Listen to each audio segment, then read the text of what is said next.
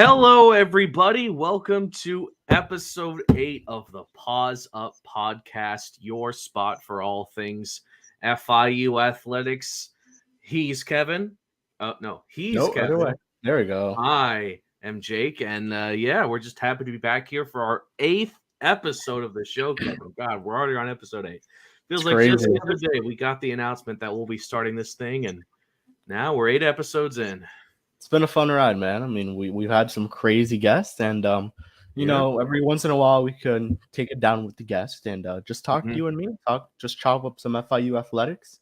There's always something to be talked about with FIU, and some of the earlier episodes of the show, they've been strictly football based.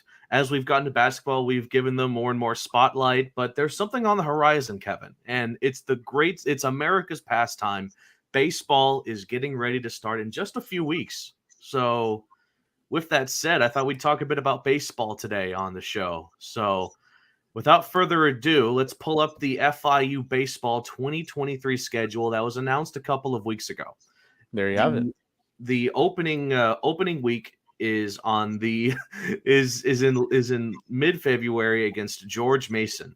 The cool thing about this is FIU basically begins the month of February at home. So, you know, for the fans out there who want to get into the games early, you know, the beginning of the season, FIU has you covered. And then after a quick road trip against Florida Gulf Coast, FIU will come back and play 4 straight opponents at home in the month of March. So Got it.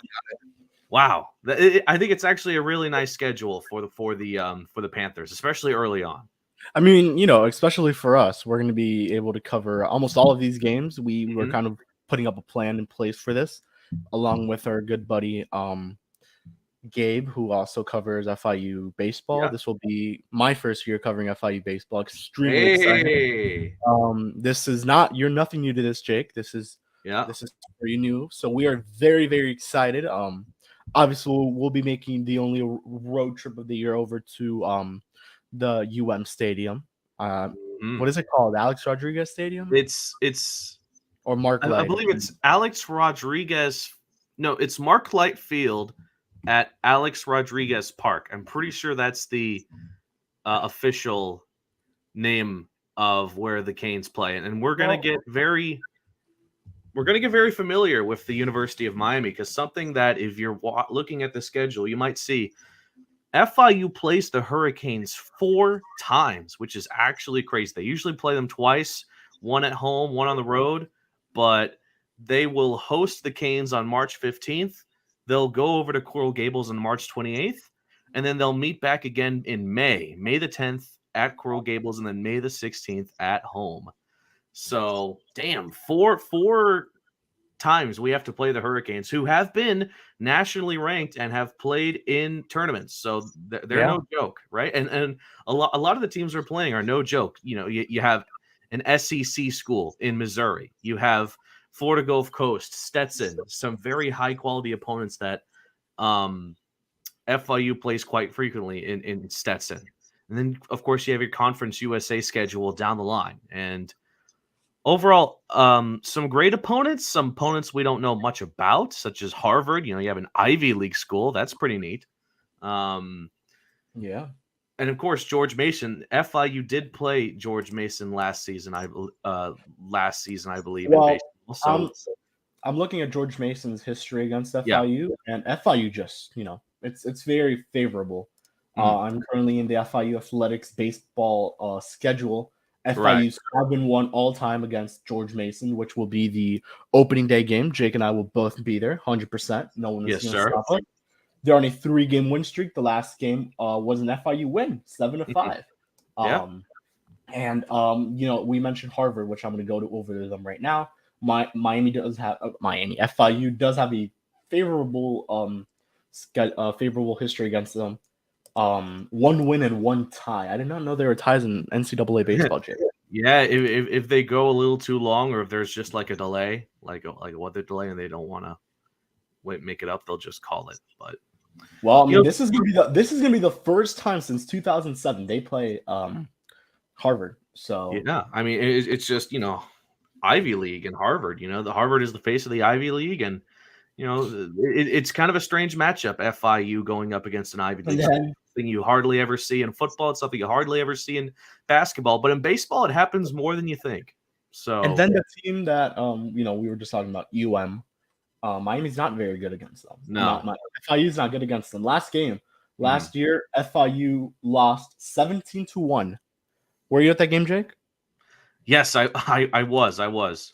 I didn't miss a Canes game last season. As a matter of fact, Jonathan Mayer and I actually went out to Coral Gables to watch the FIU Miami game there. We actually called the game on radio, which was super cool. It was super awesome. Got you guys credentials and stuff? Yep. He got us credentials courtesy of the Canes. We went to Mark Light Field. We had their famous Mark Light milkshakes, which I guess is what they're known for at that. Are we trying that, Jake, when we go over there? Oh, hell yes. Of course, you bet your ass we're trying those. Are they worth the hype? They are worth the hype. I'll say that. They're a bit overpriced. It's like $7 for a milkshake. It's like, but they did taste good. Okay. But it's one of those things where you have to try once. It's like when you go to FIU, 100%. You got to go to Breezeway. You got to get those cookies, right? 100%, dude. Yeah. All right. So FIU 6-11 all time. Mm-hmm. FIU's on a current 6-game losing streak against the Hurricanes. So, yeah. And I just want to mention one thing about the Hurricanes.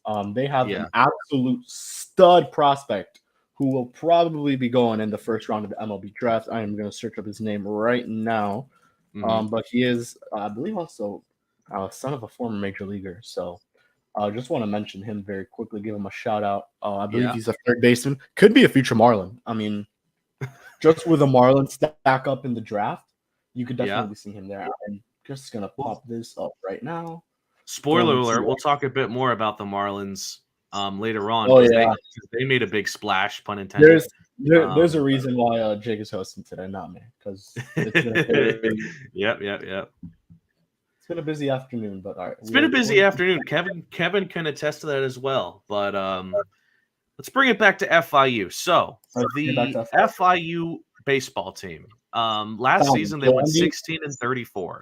They ended the season on a 4-game losing streak. That is the stud, Yoandy Morales. Third baseman, 6'4", 290 pounds, right-handed hitter. Just keep an eye out on him when they come over to FIU and Miami, and then FIU goes over to Miami. Yeah. So when it comes to baseball, FIU's sort of in a blank slate, similar to how football was when Butch Davis was ultimately canned. They brought in a brand new coaching staff, but they're still retaining most of the roster. So last season, the Panthers went 16-34. They were only 8-22 in the conference, right? Most of their wins came out of conference. Granted, they did get some nice wins against opponents like Bethune-Cookman, Seton Hall. They won their first series against St. Thomas of Minnesota, which was I know St. Thomas of Minnesota, the Tommies. I've never heard of them. But it was actually a great series. You would have thought the season would have began great based off of the first game alone, where I believe it was Alex Sanchez hit a walk-off single to win the game against St. Thomas, the first game of the season last year. It was super exciting. But let's hope they could beat George Mason then. They were swept against UConn. They were swept against Jacksonville.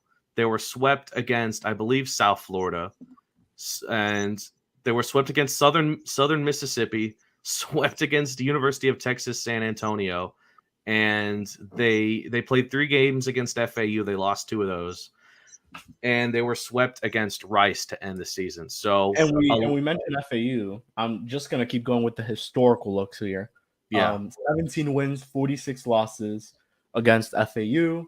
The last game, obviously, May 1st, 2022, FAU won 11-5, and not looking good there. So let's hope FIU could transition into Rich Witten as the coach, I believe. Yes, Rich Witten is the brand new coach for FIU baseball. He's the 5th head coach in program history, and he had previously spent 5 seasons at Virginia Commonwealth, VCU, where he was the hitting coach and recruiting coordinator. So during his last season with the VCU Rams, they've got a 42-20 record. Their second straight Atlantic 10 conference championship. So he's got some experience. How did those guys fare hitting? How was their offense? What was their overall batting average? That's what we got to look at. He's a hitting coach. Yeah. And that's the stat I think you got to look at when it comes to someone who's entering as a hitting coach. And in this case, Rich Witten, that's what he was. And I don't know how FIU fared statistically last season, but probably not too good. No, as a matter of fact, when it came to offense, they were one of, if not the lowest ranked teams in the conference. There it is. Yeah. Now, granted, the majority of players for FIU baseball last season were newcomers with the exception of some veterans. Now those newcomers have become veterans in the roster. And let me explain. The majority of the roster heading into opening day this season is mainly returning players. And most of them are either juniors, redshirt juniors, and even seniors and redshirt seniors. FIU all of a sudden has a lot of age on their team, which is great. Oh, yeah, I'm looking out right experience, now. And they have some key returning players, like of course Dante Girardi, son of Joe Girardi. You may have heard of him if you're a baseball fan. He had a fantastic season last year. He's returning as our infielder. Maybe we see Girardi at the game. You never know. Oh, I have seen him. I have seen him before. He does not have a job right now, so negative. Yeah. No, I have seen him at the games. He and of course. You have other returning players like Steven Ondina. So a lot of the players I'm about to say that are returning are very familiar because they spent a lot of time at FIU. You have Steven Ondina, you have Robert Sotolongo, you have Alex Sanchez, the big man who I was just talking about, hit that walk-off against St. Thomas last season. He's returning. He's like the big man with the bat for the Panthers. It's going to be exciting to see him evolve as well. You have Noel Perez, Mario Zavala, you have Adrian Figueroa. Just going down the list here.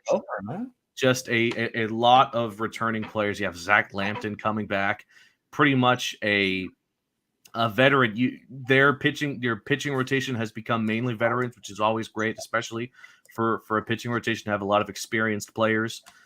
I like what I see with the FIU baseball's roster. I'm happy that most of the players have returned. I want to mention to you, Alex Sanchez, you mentioned him, took a huge jump from 2021 to 2022. Began batting 214, now at 274. He was an RBI machine with 36 of them, 10 homers. Has some speed, 5 triples. Did not expect to see that, 10 doubles. Besides that, not much more to say about him. Just a good overall. I guess you could say on-base machine, 357 OBP. Yeah. So yeah, this is definitely an interesting player that you mentioned here, Jake. And again, I'm just now learning these guys, like I had to do with football, like I had to do with basketball. But we'll get it done. And baseball, as you know, is my forte. I definitely need to adjust to these guys. And you're going to be happy, I believe, with what you see from FIU baseball this season. I think that the optimism for FIU baseball was about the same as the optimism when Mike McIntyre took over for FIU football. You have sort of a veteran leader, a fresh face for the program, and I'm very happy to see where the baseball team goes from here. Because with, I hate to say it, with as bad a season as they had last year, it can only get better from here, right? And FIU baseball, I kid you not, is a program that really prides itself on a very young but rich history. They've made appearances in Omaha. They have made waves in the college baseball world. The same way that men's soccer is making waves now. Baseball was that team back in the day, back in the 90s and early 2000s. I think we got to talk about the player you mentioned, Dante Girardi. What do you consider him the star of this team? It's tough. Not the star, but he is the most recognizable name on that team. Yeah, just he's the most recognizable because of the rich history of Girardi. And yeah, he is a great player. I would say the biggest star right off the bat, last year I think it was Alex Sanchez because he was really good. He made some of the biggest plays He made some of the biggest hits. He was like the Stanton to FIU last year. That was his role. He was Stanton. And again, all these players are returning, and that makes me very, very happy. It's good too, because then these guys know, it's a lot better. Just a better team. Mm-hmm. I guess, how can we say this? Team mold. They're better molded together now. Know each other a lot better. So yeah, not much more to say there. This team looks pretty good, and we're very excited to cover it ourselves here for Paws Up. Mm-hmm. So it should be a fun season. Something you might recall is that a former player last year for FIU, pitcher Patrick Pridgeon, was selected by the Detroit Tigers in the 2022 MLB draft, sort of continuing the trend of at least one FIU Panther getting drafted per year, which is super cool. Yeah, he's one of the top-ranked guys. Yeah. There's going to be a lot of opportunities coming forward for a lot of players here to get drafted. I know they're in their junior years, but you see a player like Alex Sanchez, a redshirt senior. He has one more year to really prove himself to scouts and to the major leagues. That may be the guy. That may be the guy we have to really take a deep dive into, then, Jake. Mm-hmm. Yeah. So we're excited for baseball. It's going to be super fun, and we hope to see you all there at the game supporting this team. And again, if you're a student that really wants to go to baseball, I think this is going to be a great schedule that works for you, because the majority of their home games are going to be in February and March, which is obviously when the spring semester is really going on. And then as April and May occur, there's going to be still plenty of home games, but the majority of the road games are going to be in the months of April and March, or April and May, excuse me, when most students have finished their semesters or have even graduated. So I like the schedule. And of course, in late May is the Conference USA Championship Series in Houston. And then after that, it's Omaha time. Hopefully, we're getting you a ticket over to Houston, Jake. Ooh, that would be fun. That would be fun. If they're good, we have to consider it. If they're one of the top teams, yeah, we absolutely do. And Kevin, you're gonna have a blast covering FIU baseball. When I tell you I'm excited, this is something I've been looking forward to. Out of all the sports, football was amazing. Basketball, we've gone to one game. We have to definitely go to more. We will. Yeah. It's fun, and then baseball. You know how much I love baseball. Oh yeah. And this should be extremely fun.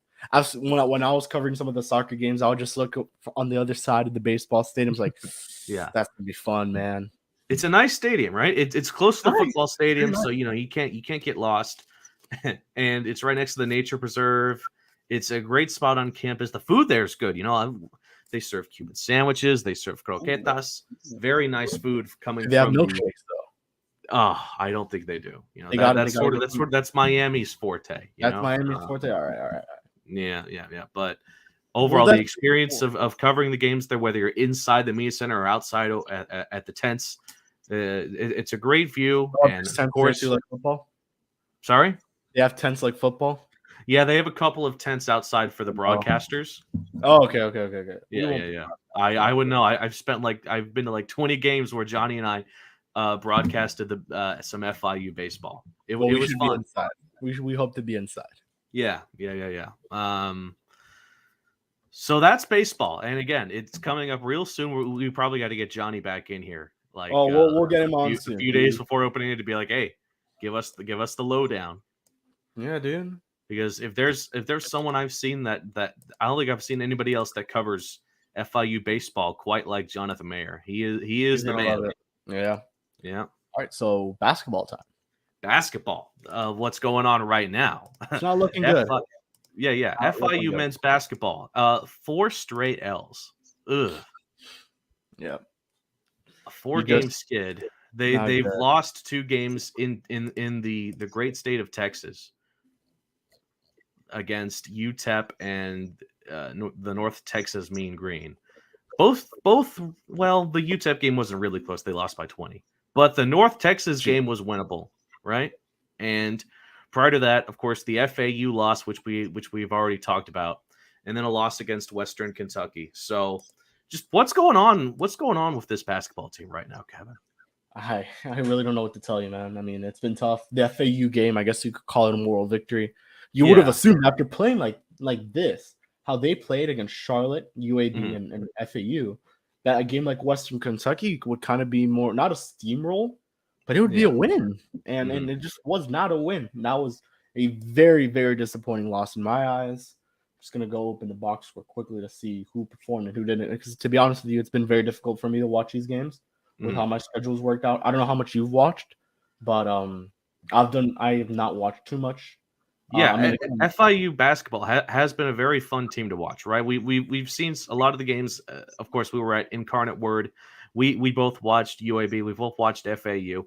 This is a team that can get on runs early, and when their offense is hot, they're hard to beat, right? But at the same time, they give up a lot of points too. I mean, just for example, Denver Jones did not perform well in this game against Western Kentucky. Only 9 points. Their leading scorer was Arturo Dean, who also was the leader of rebounds with 9. So I guess that's impressive enough. I mentioned in my preview when talking about what's his team, Western Kentucky, that they have the big man. Yeah, and I believe Jamarian Sharp. He had an amazing game. 10 rebounds, 3 blocks. You just kind of feel like FIU really couldn't stick with him. And Honda Sanogo, another player, I've been pretty high on. I've compared him to Bam Adebayo, just the height and what he does. Yeah. 10 points, 3 rebounds, 1 assist, 2 blocks, 1 steal. Kind of played pretty good there. But, I mean, and Nick Guadarrama has been amazing for this team. Arturo Dean, another player. So they played well, but when you don't have your main scorer, Denver Jones, leading the pack, you kind of realize that this team is really not going to get far. And I want to check now What's interesting, you bring up Denver Jones. He in the game against UTEP, the University of Texas El Paso, the Miners, he scored 18 points. He was the leading scorer for FIU. So was he on the game against UNC? Yeah, it still was not enough. In any event, Denver Jones, like you said, needs to carry the team, and he kind of did, but it just was not enough.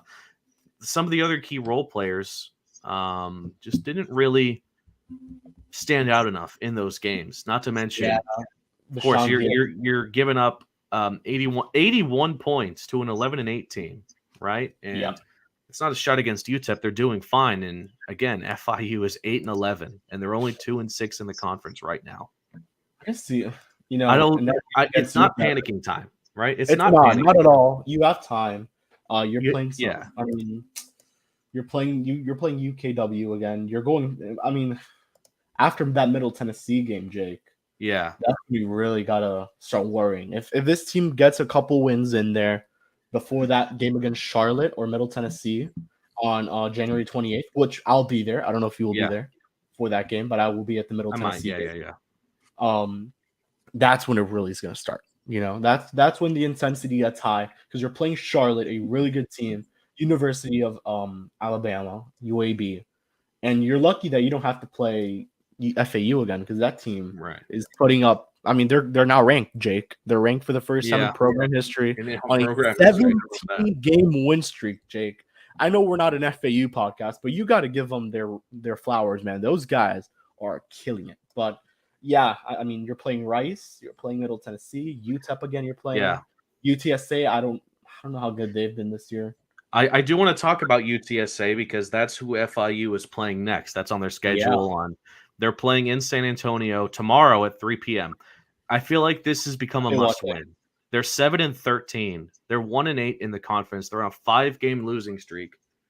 7-6 at home. This is UTSA is considered one of the bottom feeders of Conference USA at the moment. So you mentioned FIU just isn't good against them at all. They need to get this one. They need you need to throw history aside here because I said that it's not time to panic, but if FIU keeps dropping these games, we might need to start thinking about it because after this game, if they lose this game, you start panicking. Because with an 8-11 record right now, they're only 6 losses away from their 17-loss season last year, right? And I hate to say it, a lot of people were calling for Coach Ballard to be fired after the end of last season. I wasn't one of those people, but I heard a lot of people say that after a 15-17 season. So let's talk about that. So FIU loses this game. they would be having a similar record from last year. Yeah, so they would be Then, 8-12 after this. He's a great guy. Let's start off by that. We have seen him in person. He's spoken to us. What a guy. He's a really cool dude. Cool dude. But, if you are having back-to-back seasons with a roster that's, I would say, very talented, you do have to start considering the fact that, man, this guy could really get fired. There really is a possibility. Maybe Carlos Arroyo want to coach? I don't know, but that would be dream scenarios. But we'll talk about that in the offseason if it does happen. We'll talk about that in the offseason, but the thought of a player turning into a coach in a college level worries me, especially with FIU after the old Isaiah Thomas debacle way back in the day. Oh, yeah. I remember that. I want to ask, how was that, dude? It was just a small athletics program at the time, reeling in obviously a big name player, and it was mainly just for the name, but not really for the talent when it came to coaching, and didn't really work out for the Panthers back then. And I hate to say it, it's not really working out right now either, with an 8-11 record. Granted, the next home game for FIU is on Thursday, January 26th against Western Kentucky at the Ocean. You'll be there, or what's the move? Maybe. It's a big game. It is a big game because you're playing an opponent that you've already lost to, though you didn't lose that badly. You only lost by 11. Yeah. And not only that, it would be the first time in the season we will cover back-to-back games if that happens. Yeah. True. You've already done most of the work all right covering Western Kentucky. That'd be like the easiest article. Just, hit the copy and paste button. Yeah, I mean, honestly, maybe.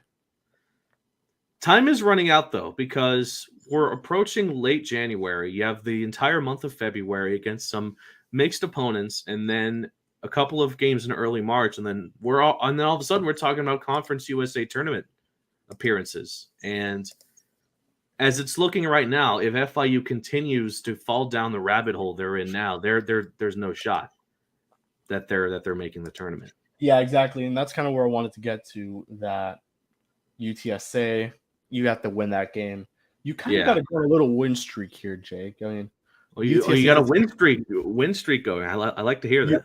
You got to get a win streak going here. UTSA should be able to win. Western Kentucky, you should be able to win. Mm-hmm. Middle Tennessee, I don't know how they're doing this season. I don't know if you want to check that out for me, but you should be able to beat that. It's that Charlotte game, Jake. It's the Charlotte game and moving on where you have to tell yourself you need to win almost every single one of those games. And FIU almost has to be perfect. That's where I want to get to. FIU basketball, they have the talent. We've seen it. Those guys are extremely good. I mean, you have Denver Jones, led by Arturo Dean right after, who's your main point guard. That guy has been an amazing find. You hope he doesn't enter the transfer portal anytime soon, or any of these guys do, because they're very, very talented. And Chris Ballard right now is basically coaching for his job. If he has another unsuccessful season, you may be looking at a new coach for FIU basketball. It would be crazy too, because 2 years ago. Sorry? How long has Chris Ballard been there? So Coach Ballard has been the coach of FIU men's basketball for, I want to say, like 5 years. Don't quote me on that. I'll double check right now. When you got there, was he there? Yes, he was. Right, around that time. Yeah. I mean, has he had? Oh, yeah. So 2018, he was hired. So, how would you describe his tenure at FIU so far? Obviously, all about him. Statistically, not great. Yeah, but there is always room for improvement, right? Okay. Let's look at his first season, 20-14, not too shabby, right? You go to the Conference USA tournament, you get bounced in the first round. So that's kind of what I want to ask you. Do you always go into the Conference USA tournament? No. Despite record? Okay. No. Now 2019, 19-13, not too bad either, right? They were going to be they made it again to the Conference USA tournament, but that was around the time when COVID began to strike, right? So they never really got to finish it. But in 2020, it was a shortened season, but they went 9-17. And then last year they went 15-17, and the writing's on the wall this season. Yep. Yeah. So I don't want to sit here like being depressed at how FIU's on a 4-game losing No, streak. you don't have to. I mean, We've all seen this happen before. Yeah. But there needs to be a turnaround for the Panthers quickly, and I do think it can begin against UTSA, which I do think, and I think you and I agree, is a must-win game for sure. 100%. Yep. News break. By the way, you asked about Middle Tennessee. They are 12-7. They are winners of 3 straight games. They are 5-3 in the conference. Does not look good, but so they're no pushover. That'll be a fun game. That'll be a fun game to cover. Oh, it would, and that is the great thing about this schedule is that there's a lot of mixed opponents on FIU's list so far. But before we get into Newsbreak, I do want to go over the current standings in Conference USA to drive home a point. Go for it. The best team, to no one's shocker, in the conference is FAU. Right there, they are. Just want to get this. They're 8-0 in the conference, 18-1 overall. I think the one team they didn't beat was like an SEC school. So FIU, keep in mind there are 1, 2, 3, 4, 5, 6, 7, 8, 9, 10, 11 teams in Conference USA in basketball at the moment. FIU is second to last. They're just in front of UTSA. That is not good. It's not good. And I'll reiterate it again. Such a talented team, man. You look at these guys, and you really think this would be one of the not one of the best teams, but one of the middle tier to upper tier teams in Conference USA. And it's just unfortunate how things fall with FIU. And you maybe you do have to blame Coach Ballard, because I don't know. You just gotta sometimes the coach ends up being the blame here. Bad development of players, who knows? But this team should not be the talent on this team does not speak for the record that they're at this moment. Yeah, and again, I want to go over FIU 2-6 in the conference record. That's the second worst conference record behind UTSA, which is only 1-8. FIU is on a 4-game losing streak. The only team that's worse than that is, again, UTSA, who has lost 5. Yep. FIU is 0-4 on the road against Conference USA opponents. Does not make you feel any better about the game tomorrow against UTSA, right? Yeah, but there's always time to turn it around. By the way, behind FAU it goes North Texas, then Rice, then Middle Tennessee, UAB, UTEP, Louisiana Tech, Charlotte, Western Kentucky, FIU, and then UTSA right at the bottom. So I love Coach Ballard, and I love a lot of the players on this team, but they're just not getting the results that we expected them to before this season even began. Who do you blame for the FIU Panthers, I guess, disappointment so far?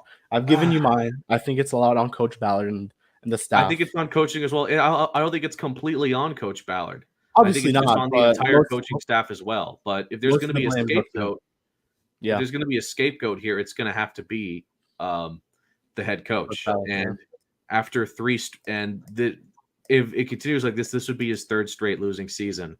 Granted, the season in 2020 was extremely short, but still. How short? It was like less than 30 games. So a lot. Yeah. Not for a college season, obviously, but yeah. Yeah. All right, Jake. It's your time to shine, huh? All right. All right, let's do this. Get up. We don't like to be all depressive here, but like I know it's kind of tough to transition into Newsbreak after that. But I do have a couple of things to share here on Newsbreak where we go over some of the biggest and latest news in FIU athletics and just FIU in general. So let's start off with FIU football. Defensive back Dorian Hall, the 6th-year senior, will be playing in the upcoming 2023 Tropical Bowl, which is essentially an all-star game that features over 100 FBS players in a format that's similar to that of the Reese's Senior Bowl, which is usually nationally televised. The game is set for tomorrow, actually, at 4 p.m. in Orlando, Florida. FIU will be the only Panther featured in the Tropical Bowl. But good, congratulations, Dorian. We hope you have a great game that a lot of scouts will be looking for in the NFL, not just the NFL, but also in the upcoming spring football leagues, such as the XFL and USFL. And in addition to that, FIU receives a $3 million NIH grant to research how electronic stimulation can solve bladder issues.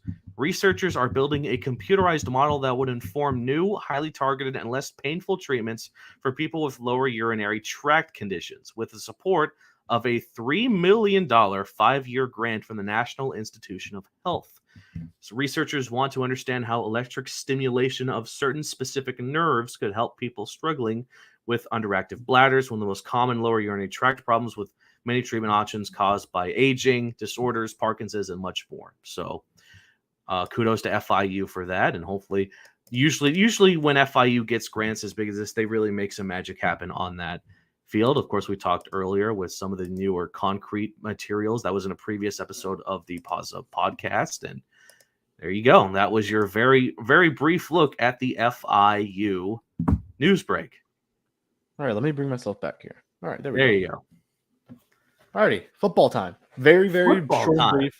We're going to talk football. We'll also talk Marlins. Mm-hmm. Now all right, so this is the thing. We did our football predictions this week.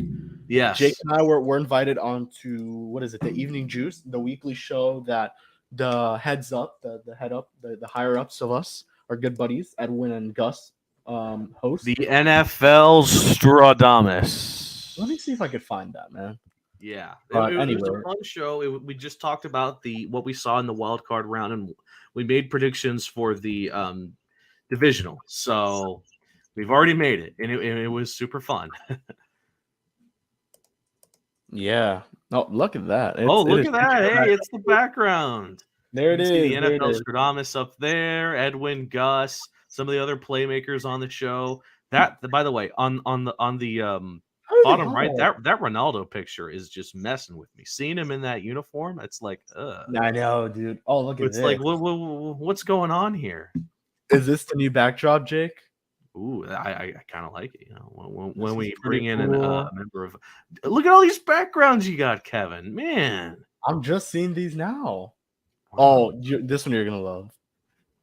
Oh, is that the great court design? Just because we talk so much trash, we'll keep this. We didn't mean to talk trash. We're just talking about what we're seeing, man. I'm very scared to play this, but we're gonna play it. Stop being a bitch. Not good. All right, think on no one. I think you could cut that one out, Edwin and Gus, if you're editing. Oh my God! All right, thank you, Lemon City, the Evening Juice, for having us on, and we'll quickly go over who we picked. The first game was Jags and Chiefs. I think we both took the Chiefs, but close. Yeah, and I think this is something that we both mentioned. You mentioned before I hopped on the Evening Juice that I think you could tell the people how we did last week. Yeah. I think I went 5-1. So let's do that. So for the wild card round, let's go game by game. We both picked San Francisco, so we won that. Yeah, I took Los Angeles. You took Jacksonville. I ended up taking Jacksonville then. So you got the dub there. Kudos, Mr. Kevin. I bet on them. I had to bet on them in real life as well. Yeah. We were both on Buffalo, and I think we were both on New York. Yeah. Yeah. We were both on. Yes, we were on New York. Yep. We were both on Cincinnati, and we were both on Tampa Bay. So, with that said, my record was 4-2, and you were 5-1. I think you had a better record than the NFL Stradamus. Yeah, I think I did. So kudos. I'll take it, man. I'll take it. Yeah. Next, hopefully, Kevin, come on. Took a couple big time underdogs this week, and the picks. I think I took the Bengals over the Chiefs. I may have taken the Jaguars. No, Bengals over the Bills. I think I took the Jags over the Chiefs. So my record may not be the best. That was your big time upset. That was my big time upset. Yeah. And again, if you want to watch, we went like really in depth as to why we picked each opponent in the podcast yesterday. So if you want to check that out, you can find it on Lemon City Live social media. You can watch the replay on YouTube and Facebook. But I took in the Jags Chiefs game, I took Kansas City. In the Giants Eagles game, I took Philadelphia. In the Bengals Bills game, I took Cincinnati. And in the Cowboys 49ers game, I took San Francisco. So, and I believe All of those were the favorite teams except for Cincinnati, who I think is an underdog. Yep. Yeah. So I believe you picked, with the exception of the crazy Jacksonville pick, we picked the same for every other game, I believe. Did we? All right, nice. And we both took the Bengals for the Super Bowl. Yeah. We went over Super Bowl, and I think it's going to be. Yeah, dude. How did we not do that originally when we started this? Yeah, we got burnt for that one. We should have. I took Cincinnati, San Francisco. Alrighty, so and I went Cincinnati, Philadelphia. Okay. Alrighty, so let's talk some FIU football. I'll kind of take over for this one. Go for it. All right, 6 transfers. You already know one of them, Avery Huff, the 4-star linebacker. I'm just gonna read down the list, and we're just gonna talk a little bit about the class so far. Cloud Larkins, D lineman from Hollywood, Florida. Mm-hmm. Shamari Lawrence, running back. So this is the first running back they signed. Yeah. Jacoby Matthews, Mississippi guy. Avery Huff, Fort Lauderdale. Let's keep looking. Them. They got 3 whole paragraphs for. All right. Elijah Anderson Taylor. They went ham talking about these guys. I love it. Yeah, Elijah Anderson Taylor, linebacker from Northern Colorado. And the final one is JoJo Evans. Is that a JoJo reference? It may be. Defensive back, Palm Beach Gardens. I love that the majority of the players were from Florida. You have Palm Beach. You have a couple of Fort Lauderdale kids as well. And that's something that McIntyre prides himself in, to get these guys from Florida. Man, Jake, I don't know if it's just me, but FIU is going to be a pretty scary football team next year. I love it. Every position that we were like skeptical of from last season, they've addressed. Especially tight end. And they didn't sign any now in this round, but just look at the last one, Rowdy Beers, best college name out there. I believe Christian Pedersen is one of them. Man, I think, and Daly from Bryant, the Bryant transfer. He's another one to look out for. And you really have to feel good about what FIU's done. I'm very, very excited. And especially a lot of the players we got, all these transfers were from some big name schools. You bring up Claude Larkins, NC State, the Wolfpack. They had a phenomenal season last year. Avery Huff. Yeah. Shamari Lawrence, South Dakota. Hey, don't mess up with those Dakota teams. They're really, really good. They're really, really good. FIU's building something. And Jake, we were talking about this, I believe, off camera before, well, not off camera, off stream before we hit the live button. But man, we're talking about this as well on kind of with Conference USA in general. It's kind of like the Wild West you mentioned. Yeah, man, that was my analogy. It's the Wild West of college football. There's like a bunch of new teams. Yeah, if FIU there's like it's weird. 9 teams in a conference is strange, but it just has so much opportunity for FIU to just snipe the conference. How much is usually mentioned, by the way? Avery Huff spent 2 seasons at the University of Miami. I believe that's like the second player now that we've gotten from the University of Miami. Who was the first one? Let me double check that. I don't want to contradict. I want to mention that I think FIU has such a good chance to take over this conference this upcoming year. I mean, who's really left? UNT's gone now. Mm-hmm. UTSA's gone. Yeah, UTSA was like they were the powerhouse, and now they're just gone. I mean, who blames them? They're going to a very good conference. FAU is gone too. Obviously, we've talked about it before. The Shula Bowl rivalry, it's fun and all, but it wasn't really that much of a rivalry because we kept losing. Yeah. Let's take a look at the schedule now with FIU football. Yeah. LA Tech is still there. Liberty isn't that the new team, Liberty? Yeah. The 4 teams joining are Liberty, New Mexico State, Sam Houston State, and Jacksonville State. So FIU's playing them all. They're playing them all. Mm-hmm. New Mexico is also there, as you mentioned. I guess the big game will be University of Arkansas for FIU. I mean, we did a whole analysis of this. We've already done an analysis on this, and we've shared our thoughts on how we see the season go. And you can watch that in the last episode 7. Just check that out, and we went ham. Like, by the way, JoJo Evans, the defensive back, played for both Kent State and Marshall. Yeah, So third time I ever, believe right? he actually did play against FIU in 2021. Let's check. When he played What for the team? Marshall Thundering Herd. I believe he actually did. What team? Marshall? Yeah, the Thundering Herd. Uh, Again, one of those teams that's sort of abandoned ship of Conference man, USA. that's why he lost almost every game. Oh, of course. You That's said what. That's why I think that we have a real opportunity here. Found it. Lost 38-0. Well, yeah. Yeah. Jeez, man, I thought you lost every game after the opening game against Long Island. I know. I was there. I saw it all. I witnessed it. Did they play Patrick? Oh no, they did not play Patrick. Oh, these newcomers! I swear. They did not play Patrick Mahomes. They got him. They got lucky there. What? Texas Tech. Oh yeah. Oh wow. They Yeah. got lucky. They didn't play Pat I Mahomes. believe Mahomes won a Super Bowl the same year we played Texas Tech. Max Morton Schlager. Sorry. Yeah. Wow. What a season for them. All right. So well, to drive a nail in the coffin in this point, I'm very happy with these signings, and yeah, and a lot of them will get playing time, especially. Yeah.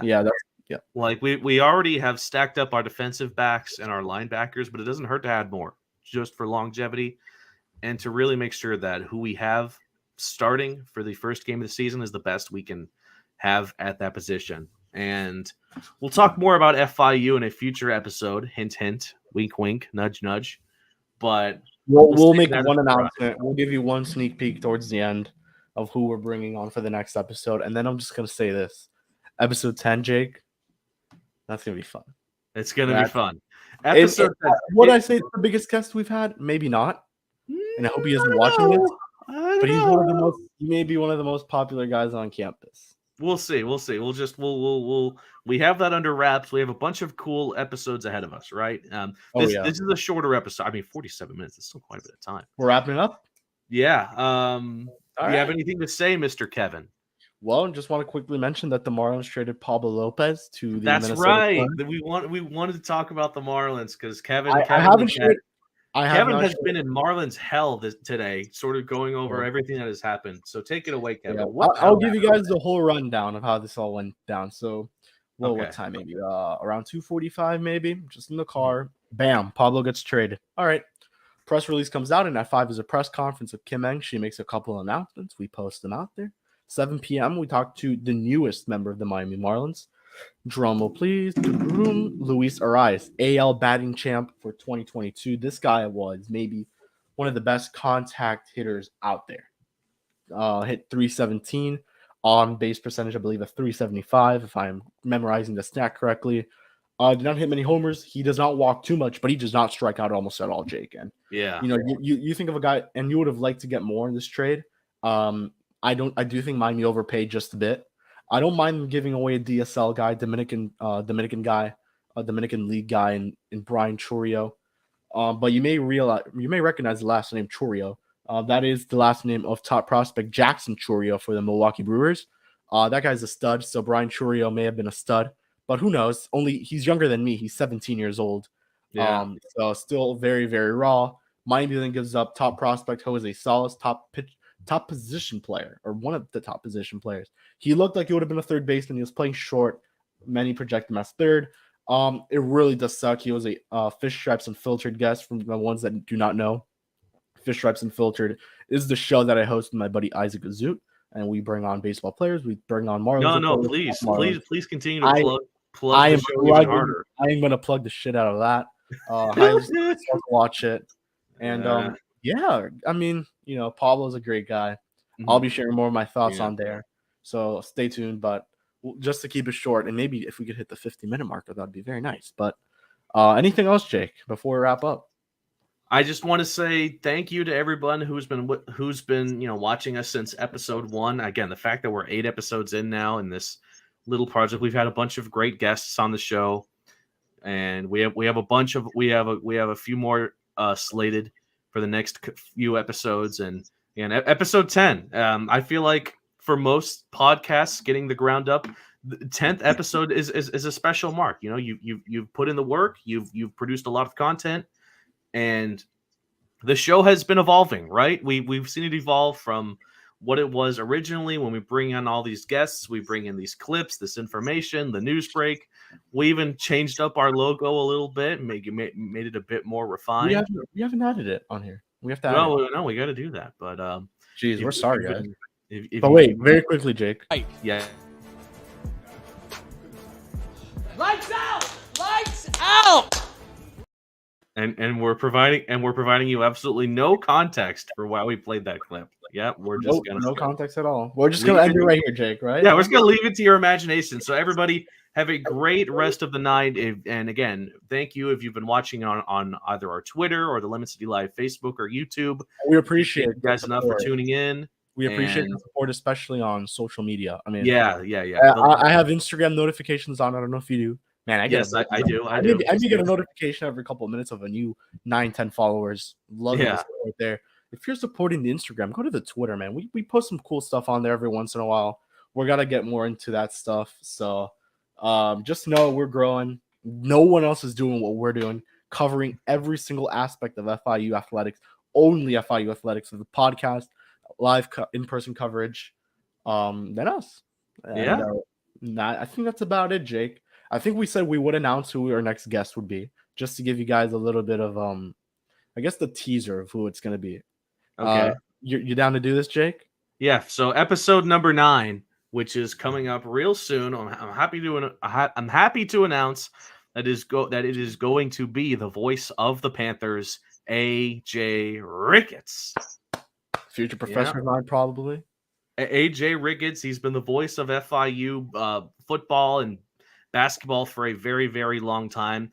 And not that long ago, he even introduced a brand new class on campus. Yeah, where he sort of teaches students how to broadcast, how to become a sportscaster, both a play-by-play commentator and a color commentator. I took it with Jonathan Mayer in my senior year. It was so much fun. If you are a new student looking for something to do, I absolutely recommend that class as an elective. And yeah, AJ Ricketts, a very experienced guy with FIU athletics. It'll be fun to chat with him, and should be a good time. Should be a very good time. So we'll wrap it up here. Again, thank you everybody for watching, and just have a great rest of the day, and paws up.